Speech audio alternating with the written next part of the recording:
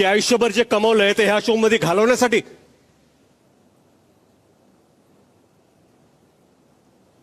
तुम्ही जर त्यांच्यापेक्षा जास्त काम केलं असतं ना तर मी तुमच्या शब्दाला एक वेळा ऐकलं तरी असतं. आपलं काम काय, आपली उंची काय, आपण कोणाबद्दल बोलतोय याचं काही भान आहे का नाही तुम्हाला?